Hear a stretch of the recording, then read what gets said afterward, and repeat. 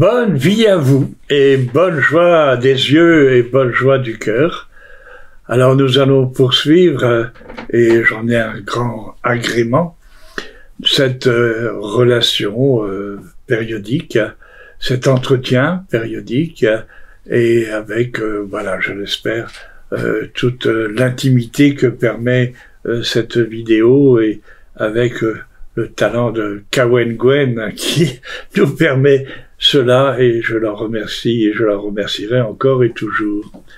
Alors, on pose souvent la question à ces communautés druidisantes, mais comment on fait pour cheminer au sein de votre communauté? Qu'est-ce que cela suppose? Comment ça se passe? Etc., etc.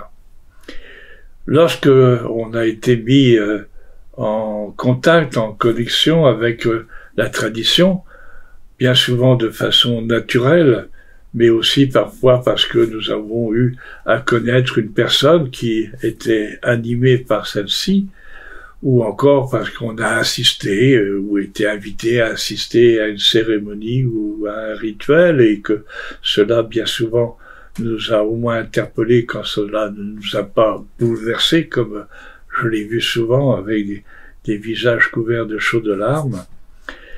Alors, on peut effectivement prendre contact avec différentes communautés, car il en existe un certain nombre en France, quasiment presque dans toute l'Europe, mais aussi aux États-Unis, au Brésil, enfin dans d'autres continents. Et ça se passe assez simplement. C'est-à-dire, on prend contact, on écrit, ou on téléphone, ou on fait un courriel auprès de la communauté que l'on souhaite rencontrer, et on va convenir avec vous d'un rendez-vous, tout simplement pour voir dans quelle mesure on est en capacité, nous, de répondre à votre demande, que c'est bien quelque chose qui vous correspond, qu'on saura bien répondre aux besoins que vous formulez, parce que parfois, on peut effectivement avoir une certaine, disons, invitation à sentir en tout cas un appel, mais parfois cet appel ne correspond pas réellement à ce que nous souhaitons et à ce que nous sommes. Donc le mieux, c'est quand même aussi de faire l'expérience de cette rencontre. Au moins on saura si cette tradition nous convient et si nous convenons à cette tradition. Ça marche dans les deux sens. L'important en tout cas, c'est que vous soyez accueillis, particulièrement bien accueillis, parce que je suis conscient, nous sommes conscients qu'une personne qui vient de l'extérieur, qui n'a pas connaissance d'un groupe déjà formé, va avoir besoin d'un certain courage pour faire cette démarche vers cet inconnu. Et c'est effectivement appréciable de recevoir des personnes qui nous font confiance finalement sans nous connaître. Donc l'accueillir sera un stade très très important, la bien accueillir, de façon que voilà, elle sente qu'elle est accueillie dans cette communauté qu'elle ne connaît pas et dont elle va faire connaissance peu à peu, en s'intégrant à la fois aux différents rituels, aux différentes cérémonies, mais aussi aux séjours qui seront proposés et aux périodes d'enseignement qui seront proposées. Donc, accueillir, c'est la première étape, mais en même temps, ça suppose aussi une attitude de respect et de considération pour la personne qui se présente vis-à-vis des personnes qui la reçoivent. Ce n'est pas toujours le cas, malheureusement, mais voilà, c'est-à-dire que chacun et chacune se présentent respectivement avec ce sens de l'écoute, de l'attention, du respect et donc de l'accueil. Alors vous serez peut-être invité dans un premier temps simplement après un entretien qui est mené, encore une fois, pour être sûr que ce que vous sollicitez, nous serons bien en capacité de le fournir et que ça vous correspond bien aussi. Vous serez amené donc à faire le point sur vos attentes, à poser vos questions tout à fait légitimes d'ailleurs. Et puis, si tout cela vous satisfait et satisfait aussi à ce qu'on peut attendre de votre démarche, eh bien, vous allez pouvoir peu à peu vous intégrer dans cette communauté et en vivre les différentes étapes et les différents jalons. Et vous serez d'abord observateur, pour voir aussi ces rituels, ces cérémonies et la façon dont elles sont vécues et partagées. Vous pouvez effectivement vous aussi le vivre et le partager. Et puis vous aurez donc une progression proposée au sein de ce groupement, de cette communauté.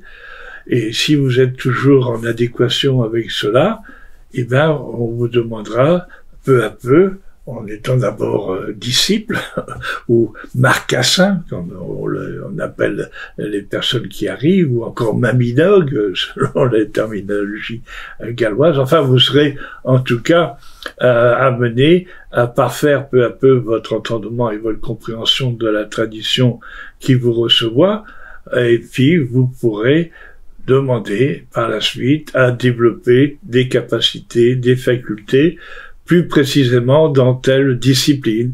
Alors, bien sûr, les disciplines sont nombreuses puisque cette pensée traditionnelle investit tout le champ des disciplines. Et heureusement d'ailleurs, parce que c'est particulièrement, disons, riche dans ce domaine. Mais on n'est pas forcément non plus un polytechnicien, comme l'est Lug, le grand patron du panthéon celtique, en quelque sorte. Donc nous avons des affinités et des talents, plus ou moins d'ailleurs cachés parfois, mais qui se révéleront à travers votre démarche dans une communauté soi-disant. Eh ben, vous aurez à choisir soit entre une direction globalement qui serait condensée par la fonction bardique et une autre direction condensée dans la fonction vatique. Voilà. Donc deux domaines qui regroupent des disciplines plus spécifiques, qui font appel à des particularités ou à des compétences plus spécifiques. Mais vous pourrez aussi, tout en faisant cet apprentissage vatique ou bardique, bénéficier aussi des autres enseignements qui touchent d'autres disciplines. Voilà, parce que c'est multidisciplinaire, l'ensemble de l'enseignement. Mais vous avez des élections plus particulières et des affinités plutôt avec celle-ci qu'avec celle-là. Et donc, vous serez accompagné dans votre démarche de barde ou de vat par un druide ou une druidesse dont la fonction est de, justement, vous enseigner certaines disciplines qu'ils ont eux-mêmes pratiquées et dont ils ont l'expérience et la connaissance.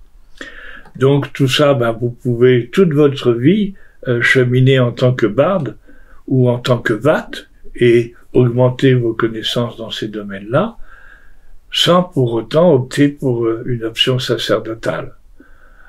Parce que ça reste une option très particulière au sein même de la druidité, même si le vat et le barde, en quelque sorte, sont druides à partir du moment où ils exercent et ils pratiquent le sacrifice au sein des cérémonies et des rituels.